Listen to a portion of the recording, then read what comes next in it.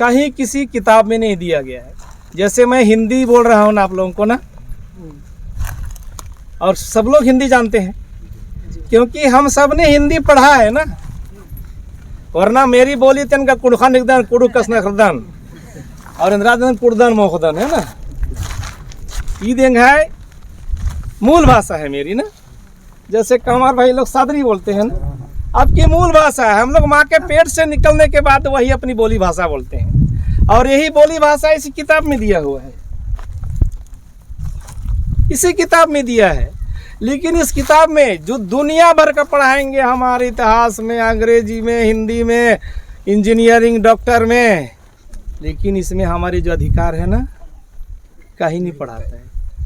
इसमें कुछ लोग वकील भी होंगे ना, नहीं है? नहीं। तो वकील लोग भी पूछोगे तो भाई ये चीज़ हमारा अधिकार की बात है, तो वकील लोग भी कहते हैं हम लोग काला दिखते हैं ना, काला कोट है, हम गर्म है, जरूर जब ठंडी है तो गर्मी आ जाती है, मिलता है तो, और गर्मी के समय में जरूर गर्म लगता है, लेकिन इसमें भरता है तो ठंडी आ जाती है। क्योंकि इसमें जो रहस्य है हम लोगों के लिए वो चीज़ नहीं बताता है। इसलिए इसको जब हम जानेंगे कि जैसे भाई साहब ने कहा पांचवीं अनुसूची, पांचवीं अनुसूची क्या है, तो पांचवीं अनुसूची को हम लोग एक तो घर परिवार से जोड़िए। आप लोग पांचवीं अनुसूची को अपने घर से आप लोग जोड़िए। उदाहरण के लिए एक बड़ा सा घर है, बढ़िया लोग वाद हैं, और आप लोग एक तो बकरा, बढ़िया सा बकरा पाले हैं, आप लोग खस्सी पाले हैं, और कोई अनजान आदमी आप लोग बांधे हैं, उसको खोल के ले रहा है, तो उसको क्या बोलेंगे आप लोग? चोर। चोर बोलेंगे। मैं नहीं बोल रहा हूँ ना, आप लोग सब लोग क्या बोलते हैं? चोर। चोर बोलेंगे। और हो सकता है तो धुना भी कर सकते हैं ना, कि नहीं करोगे? ले जा बोलोगे, चोरी करेगा तो धुनेंगे ना सर, हुई ना बात ना। चोरी करेगा तो क्या करोगे? धुनाई करोगे। और इसीलिए इस देश को भी चोरी से बचाने के लिए पूरे सीमाओं में हमारे लिए मिलिट्री फोर्स लगाए कि नहीं लगाए? लगाए सर, ताकि देश को कोई ना लूटे। ऐसा ही व्यवस्था इस संविधान में है, और इसीलिए आज हम पांचवीं अनुसूची की बात कर रहे हैं। अगर घर का बकरा चोरी करने तो चोर बोल रहे हो ना, तो मतलब पांचवी अनुसूची की जमीन जो आदिवासियों की हक की है, उसका अगर कोई लूटेगा तो लेने दोगे? नहीं देंगे ना, क्योंकि उन्हीं लोग संविधान लिखने वाले बोले। इस संविधान के आदिवासी लोग लिखे हैं? नहीं। तो किसने लिखा है भाई? ये भी तो जानना चाहिए हम लोग को ना। इस संविधान को कोई आदिवासी नहीं लिखा है, 4-5 लोग थे, लेकिन उनको तो बोलने नहीं दिया, तो लिखने कहाँ तक देंगे? लेकिन यही चीज आज अगर हम गहराई से चिंतन करेंगे तो जो हमारा हक अधिकार है, पांचवीं अनुसूची में जितने भी जो हम लोग इस संविधान के प्रारंभ से पहले हैं, इस संविधान के प्रारंभ से पहले अर्थात संविधान कब बना? 26 जनवरी 1950 को पूरे भारत देश में लागू हुआ ना। उसी से पहले भी हम लोगों का व्यवस्था था, गण व्यवस्था था, पंचायत व्यवस्था था, जिसमें पंच परमेश्वर शब्द कहते थे ना। जैसे उराम भाई लोग आज भी मीटिंग बैठाते हैं तो क्या बोलते हैं? हेठे पंच ऊपरे परमेश्वर की कसम खा के बोल रहा हूँ कि मैं जो भी बोलूँगा सत्य बोलूँगा, अगर झूठ बोलूँगा तो रात भर में मेरी बीवी, बच्चे, पत्नी, जानवर सब के सब मर के खत्म हो जाए। ये आदिवासियों का सर्वोच्च संविधान था, सर्वोच्च संविधान था। इसीलिए यही व्यवस्था पूरे भारत में थी, और इसीलिए किसी के घर में ताला नहीं लगता था। सुने हैं ना, ताला नहीं लगता था, क्योंकि सभी लोग इतना बड़ा कसम क्या था ना, देखिए, हेठे पंच ऊपरे परमेश्वर की कसम खा के कह रहा हूँ, अगर मैं गलत की और झूठ बोल रहा हूँ, मैं और मेरा परिवार जितने भी जिनिस पाला हो सबके सब मर के खत्म हो जाए। ये छोटा मोटा कसम नहीं था, है ना, इतना बड़ा कसम था।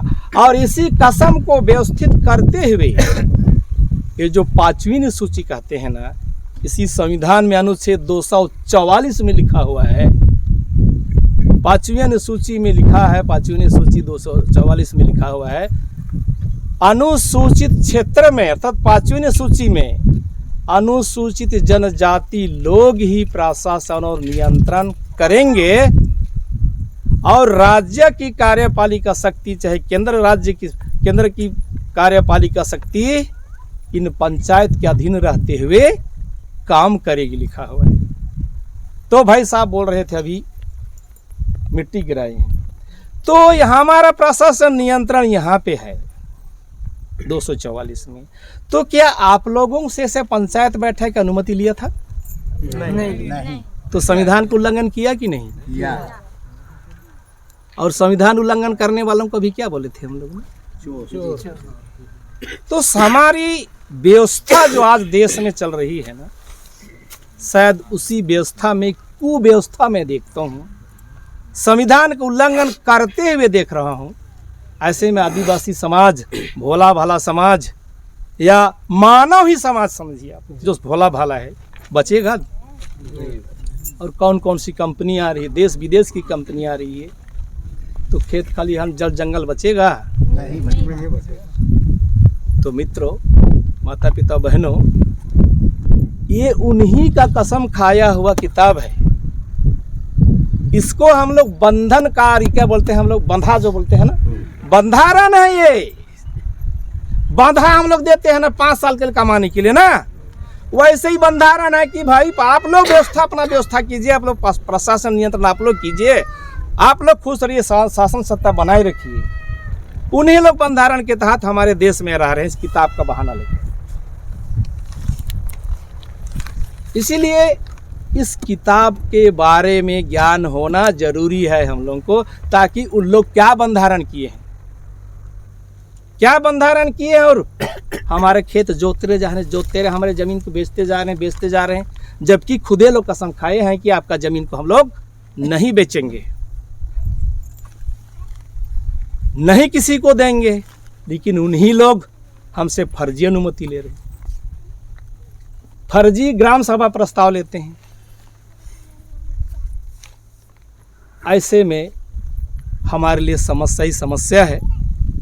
इसलिए मेरा अनुरोध है आप सबसे कि ये जो अनुबंध है, बंधारण है, जिसके बारे में आप लोग जानकारी रखिए, जानिए और एक दूसरे को बताइए, ताकि जैसे मैं कहा कि अगर अनजान आदमी अगर हमारे घर के मुर्गा चाहे बकरी को चुराता है, उसको चोर कहते हैं, और जो हमारा निर्णय होता है वही सर्वोपरि होता है। ऐसा हमको करने की आवश्यकता है।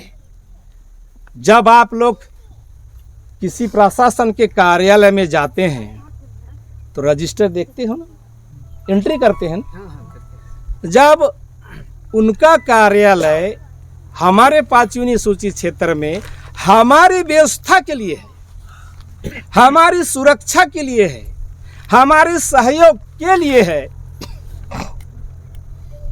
तो फिर हमारे ऊपर उनका आदेश कैसे है? संविधान तो बोल रहा है इनकी सेवा के लिए है, इनके सहयोग के लिए है, तो हमारे ऊपर उनका आदेश कैसे? ये सरासर संविधान का उल्लंघन है। इसलिए इन्हीं के बंधारण को ही आज हमको लिखने की जरूरत है कि भाई आपने बंधारण में लिखा है, संविधान में लिखा है कि प्रशासन नियंत्रण आप लोग कीजिए, आप लोग आदेश जारी कीजिए, आप लोग योजना बनाइए, ताकि आप लोग अपना विकास कर सकें। और इसीलिए उन्होंने हिंदी पढ़ाया, अंग्रेजी पढ़ाया, और हमारी बोली भाषा को क्या कर दिया? खत्म कर दिया। और छोटा बच्चा भी, मेरा छोटा सा नत्ती लोग हैं, उन लोग भी हिंदी बोलते हैं। तो हम लोग जाल में और फंसते जा रहे हैं। जैसे मैंने कहा विद्यमान विधि, ये संविधान कहता है कि विद्यमान विधि से ही आप लोगों का शासन सत्ता चलेगा। मतलब कि 5 पंचों के न्यायालय से ही, पंचायत के न्यायालय से ही, 5 पंचों के न्यायाधीशों से ही आपका राज्य चलेगा, पाचनी सूत्र चलेगा। ऐसा बंधारण में कह रहा है, स्वयं लोग कह रहे हैं, किंतु हम लोग ध्यान नहीं दे रहे हैं। और आज जो हमारा समाज क्या किया, जैसे सरगुजा में था मैं बहुत साल, तो वहाँ के बड़े बड़े लोगों से कभी संवाद होता था, कहते थे मीन साहब पहले हम लोग ना आदिवासी भोले भालों को पकड़ के विधायक और सांसद बनाते थे, जबरदस्ती पकड़ के, देखिए जबरदस्ती पकड़ के विधायक बनाए, सांसद बनाए, और धीरे धीरे धीरे धीरे आज हम ही लोगों में कंपटीशन हम लोग कर लेते हैं कि मैं विधायक बनूंगा, मैं सांसद बनूंगा। और इसी के चलते उन लोग हमारे ऊपर आज शासन सत्ता काबिज कर रहे हैं। आज हमारे माननीय मुख्यमंत्री जी हैं, अपनों में से हैं, लेकिन क्या सचमुच में वो हमारे अधिकार को जानता है? इतने सारे विधायक सांसद हैं, क्या उन लोग हमारे अधिकार को जानते हैं? नहीं। आप लोग बोल रहे हो नहीं जानते, मैं तो नहीं जानता हूँ। क्योंकि जानते होते तो समस्या होता, नहीं होता। हमारे बीच में लड़ाई होता। इसका मतलब नहीं जानते। सही बोल रहे हैं आप लोग, बिल्कुल सही कह रहे हो। आप लोग अनपढ़ गंवार लोग हो, बावजूद जान रहे हो कि उन लोग संविधान नहीं जानते। क्योंकि जानते होते तो ये समस्या बिल्कुल नहीं होता। क्योंकि मैं पूरी नौकरी भर जिला कार्यालय, जिलाध्यक्ष, कलेक्टर, एसपी लोगों के साथ ही काम किए। मैंने कैसे काम करते हैं मैंने गहराई से देखा। लेकिन जिस दिन से संविधान पढ़ना शुरू किया, उस दिन से मुझे लगा कि शायद ये हमारे समाज हित में काम नहीं हो रहा है, बल्कि हमारी दुर्दशाएं और बढ़ती जा रही हैं। और ऐसे ऐसे छोटी छोटी योजना बना के दिखा देते हैं, जैसे मुर्गा को चारा देने के बाद पंख भी तोड़ दो तो भूखा मुर्गा खाता है ना, वैसे ही हम लोगों का नीति व्यवहार बना दिया है। कभी राशन कार्ड के लिए शुरू में फ्री में बांट रहे थे ना, फ्री में राशन कार्ड बुला के भाई राशन कार्ड है कि नहीं, चलो बना देते हैं। और आजकल क्या करना पड़ रहा है, देखो आप ही लोग बोलते हैं पैसा ले, तो नहीं बोल रहा हूँ मैं, देखो मतलब सत्य को बोल रहे हैं आप लोग ना।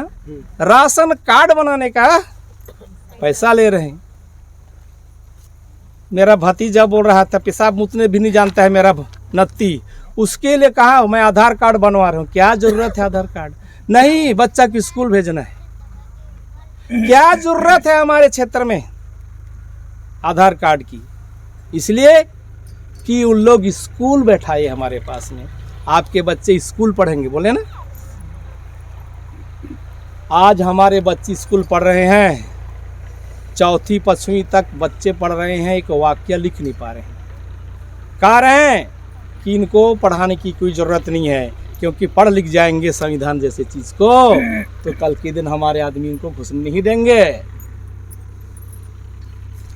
अन्य जो सेठ बनिए मारवाड़ी लोग जो हम लोग को दिन रात लूट रहे हैं, उनको घुसने नहीं देंगे।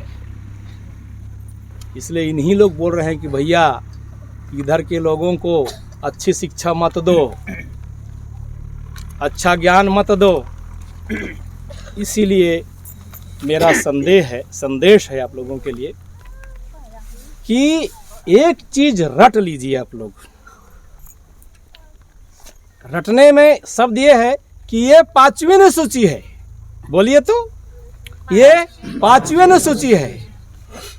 इस 5वीं अनुसूची में प्रशासन नियंत्रण अनुसूचित जनजातियों का है। क्या है? प्रशासन और नियंत्रण करने का अधिकार। पुलिस का अधिकार और कलेक्टर का अधिकार किसके पास में है? आदिवासियों के पास में है। 5वीं अनुसूची 244 में लिखा हुआ है। कहाँ लिखा हुआ है? 5वीं अनुसूची के अनुच्छेद 244 में लिखा हुआ है भाई कि 5वीं अनुसूची है, यहाँ पे केवल और केवल अनुसूचित जनजाति लोग प्रशासन नियंत्रण करेंगे। इसीलिए सारे गांवों में सरपंच कौन होता है? आदिवासी लोग सरपंच बना रहे हैं। इसीलिए क्योंकि उन्हीं लोगों को प्रशासन नियंत्रण करने, भाई कहेंगे तो भाई आप ही तो सरपंच हो, बोलते नहीं बोलते हैं? सरपंच गलत किया, पैसा खा गया तो बोलते हैं आप ही लोग तो सरपंच हो, बोलते कि नहीं बोलते हैं? बोलते हैं महोदय। तो इस प्रकार स्वयं लोग इस पद की गरिमा बनाने के लिए देखते हैं गाँव में किसी गांव में कुछ भोली भाली महिला है तो बोलेंगे उस महिला को इस बार सरपंच बनाना है ताकि उस उप सरपंच कोई और रहे। हो रहा है कि नहीं हो रहा है? हो रहा है। जबकि हमारे क्षेत्र में सरपंच चुनाव भी अवैध है। सरपंच जो चुनाव कराते हैं ना वो भी अवैध है, किंतु सरपंच चुनाव होगा, एसडीएम तहसीलदार सरपंच को बोलेंगे कि ये काम कर दो, फर्जी ग्राम सभा लगा लो, फर्जी प्रस्ताव ले आओ और खदान खुल जाएगा। हो रहा है ना? इसीलिए संविधान का उल्लंघन सांसद, विधायक और सारे जनप्रतिनिधियों के द्वारा कराया जा रहा है। और अनुच्छेद 244 या संविधान की धड़ल्ले क्या बोलेंगे, धड़ल्ले के साथ में धज्जियां उड़ाई जा रही है और आदिवासियों को जैसा चाहे वैसा कर रहे हैं। पिंजरे का सफेद मुर्गा का हो या आदिवासी, उनके समझ में वैसे ही समझने लगे हम लोग को, क्योंकि हम लोग कई बार थोड़ा सा प्रलोभन में चले आते हैं और जिस दिन ये अधिकार जानेंगे वो प्रलोभन में हमारा समाज कभी नहीं आएगा और हम लोग एक छत्र प्रशासन नियंत्रण करेंगे। जैसा पेशा में भी कहा है, पेशा अधिनियम में भी के पंचायत राज लागू है, लेकिन क्या करने दिया जा रहा है? नहीं दिया जा रहा है। झारखंड में भी 23 दिसंबर से लागू है, वहाँ भी वही कहा है सरपंच राज नहीं चलेगा, चुनी हुई प्रजा नहीं चलेगी। वहाँ पे हमारी जो पंच परमेश्वर व्यवस्था है, अपने रूढ़िगत व्यवस्था है, रूढ़िजन्य व्यवस्था, अपनी बोली भाषा से लोग प्रशासन नियंत्रण करेंगे। इसीलिए गाँवों में आप लोग यही शब्द कहिए कि 5वीं सूची क्षेत्र है, यहाँ पे राज हमारा है। क्या है? 5वीं सूची है, यहाँ हमारा राज है। तुम कौन हो? हमने तेरे को कोई आदेश नहीं दिया है, हमने आपको कोई आदेश नहीं दिया है। अगर आदेश दिया है तो दिखा दो। अर्थात हम लोग खेत खलिहान को बंधा देते हैं ना, लिखित लेते हैं कि नहीं लेते हैं? तो वही लिखित हमको दिखा दो भाई, हमने आपको कितना साल के लिए दिया है, तब हम मानेंगे कि हमने दिया है। हमारे पूर्वजों से लिए तो लोग नहीं जानते थे, आपने धोखा दिया उनको, धोखे से लिया है, इसलिए हम इसको नहीं मानते हैं। आज हमने किताब पढ़ा है, संविधान जाना है, इसलिए आज हमें पता लगा कि ये राज, ये क्षेत्र, ये 5वीं सूची हमारा है। ये पेड़ पौधे, नदी नाले, बालू गिट्टी पत्थर पहाड़ सब हमारे हैं। हमारे आवश्यकता के लिए पेड़ काटने से आप मना नहीं कर सकते, आप मालिक नहीं हो। इसीलिए 5वीं सूची व्यवस्था 244 के उपबंध भाग 2 के तहत में आपको ग्राम सभा से प्रस्ताव लिया जाता है। लेते हैं ना? उसके बाद में कुछ भी कर लेते हैं। इसीलिए अच्छी तरह से जानकारी रखिए, क्योंकि आज शुरुआती दिन है। मैं भाई लोगों को व्यवस्था करता हूँ एक आध बार संविधान पढ़ाने के लिए, अधिकार बताने के लिए, ताकि आप लोग अच्छी तरह से अपने गांव में सब लोग जान सको। जैसे मैंने घर से देश के बारे में उदाहरण दिया, 5वीं सूची के बारे में दिया, तो 5वीं सूची में भी तो सीमा है, तो हमारे भी तो सीमा बॉर्डर में हम ही सैनिक है ना, हम जनता ही सैनिक है ना। तो हम जनता ही सैनिक, हम जनता ही सब कुछ है। तो हमारा अनुमति चाहिए जो बाहर से आता है। इसलिए हर एक गांव में एक रजिस्टर संधारण होना चाहिए कि हमारे गांव में कौन कौन किस उद्देश्य से आ रहा है, ताकि पता चले कि ज़मीन का चोर तो नहीं है, जंगल का चोर तो नहीं है, पहाड़ का चोर तो नहीं है। तभी तो हमको पता चलेगा कि लोग चोरी करने आए कि हमारा सहयोग करने आए। तो निरंजन भाई, अभी के लिए मैं इतना ही बताता हूँ आप लोगों को। कहना तो बहुत कुछ है, क्योंकि ज़्यादा कहूँगा तो इधर से घुसेगी, इधर से निकल जाएगा।